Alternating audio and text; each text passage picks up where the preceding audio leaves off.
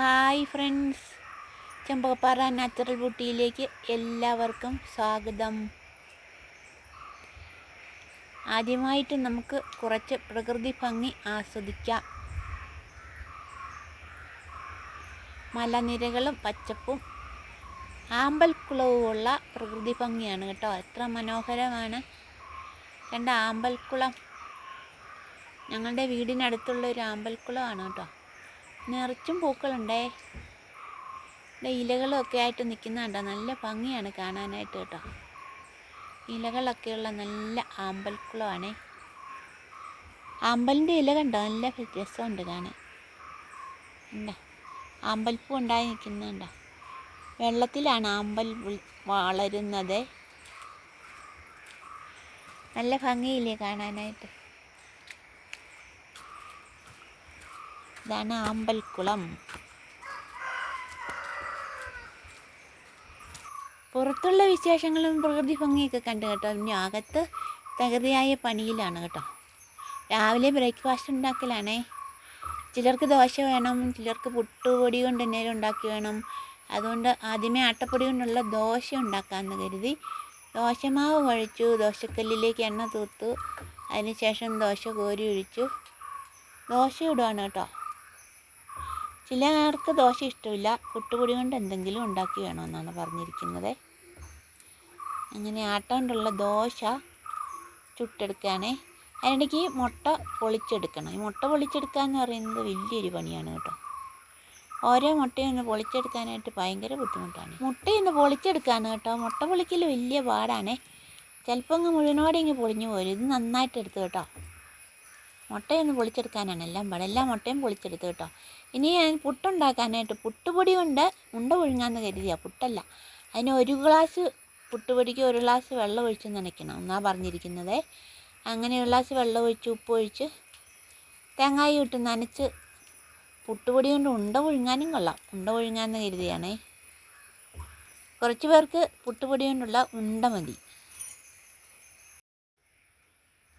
മുട്ട കറി വെക്കാനുള്ള സവോളയും വെളുത്തുള്ളിയും കറിവേപ്പിലയും എല്ലാം കൂടി ഒന്ന് വഴറ്റിയെടുക്കാം ആദ്യമായിട്ട്.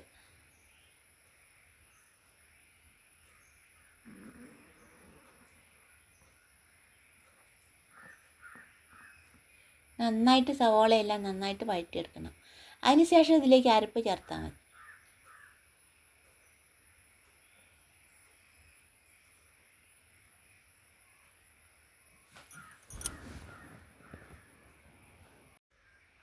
നമ്മുടെ മുട്ടക്കറി റെഡി ആയിട്ടുണ്ട് കേട്ടോ. അരപ്പുകളെല്ലാം ചേർത്ത് നല്ല സൂപ്പറായിട്ട് വെന്ത് വന്നിട്ടുണ്ട്.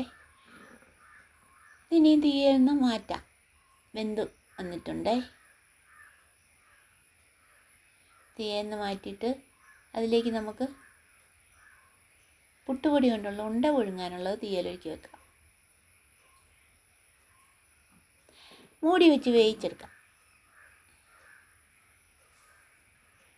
ഉച്ചക്കത്തേന് ഒരു കോവയ്ക്ക മെഴുക്ക് പുരട്ടി വെക്കാമെന്ന് കരുതി കോവയ്ക്ക അരിയാണേ.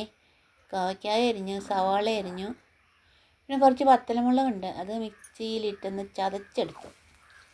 അങ്ങനെ കോവയ്ക്ക മെഴുക്ക് പുരട്ടി വെക്കാനായിട്ട് നമ്മൾ ചട്ടി അടുപ്പത്ത് വെച്ച് എണ്ണ ചൂടായി അതിലേക്ക് ചെറിയുള്ളി അരിഞ്ഞത് ഇട്ട് കറിവേപ്പില ഇട്ടു കേട്ടോ. ഇനി അടുത്തതായിട്ട് അതിലേക്ക് നമുക്ക് കോവയ്ക്ക അരിഞ്ഞ സവോളയും പത്തലമുളക് കൂടി ചതച്ചതും ഉപ്പും മഞ്ഞൾപ്പൊടി എല്ലാം ചേർത്ത് മിക്സ് ചെയ്ത് വെച്ചിരിക്കുന്നതും കൂടി ഇട്ട് നന്നായിട്ട് ഇളക്കി മൂടി വെച്ച് കുറച്ച് സമയം വേവിച്ചെടുത്താൽ മതി കേട്ടോ. ഇനി ഇതിലേക്ക് വെള്ളമൊന്നും ഒഴിക്കണ്ട. ആ എണ്ണയിൽ കിടന്ന് തന്നെ ഇത് വെന്ത് ശരിയായിക്കോളും. നന്നായിട്ട് ഇളക്കി യോജിപ്പിച്ചതിന് ശേഷം മൂടി വെച്ച് വേവിച്ചാൽ മതി. അപ്പോൾ നമ്മുടെ കോവയ്ക്കക്കറി റെഡിയാകും കേട്ടോ. മീൻ കറിയും കൂടി വെച്ചിട്ടുണ്ടായിരുന്നു കേട്ടോ. അങ്ങനെ ഉച്ചവരെയുള്ള അടുക്കള പരിപാടികൾ എല്ലാം തീർന്നു. അപ്പം മഴക്കാലം തുടങ്ങി കേട്ടോ. രാവിലെ വലിയ മഴയില്ല, രാത്രി മുഴുവൻ മഴയായിരുന്നു. രാത്രി നല്ല മഴ പെയ്തുകൊണ്ടിരിക്കുമായിരുന്നു. ദൂരോട്ടൊക്കെ വലിയ മഴയും അപകടങ്ങളൊക്കെ സംഭവിക്കുന്നുണ്ടെന്ന് TV-യിലൊക്കെ കണ്ടു. ഇവിടെ അങ്ങനെ വലിയ മഴ രാത്രിയിലേ പെയ്തുള്ളൂ. രാവിലെ മഴ കുറവാണേ. അപ്പോൾ ഇന്നത്തെ വീഡിയോ ഇത്രയേ ഉള്ളൂ കേട്ടോ. എല്ലാവരും എൻ്റെ യൂട്യൂബ് ചാനൽ സബ്സ്ക്രൈബ് ചെയ്യണേ. അതുപോലെ തന്നെ വീഡിയോകളൊക്കെ ഒന്ന് ലൈക്ക് ചെയ്യണം. നല്ല നല്ല അഭിപ്രായങ്ങളും പറയണം. അപ്പോൾ നമുക്ക് അടുത്ത വീഡിയോയിൽ കാണാം. അതുവരെ എല്ലാവർക്കും ബൈ.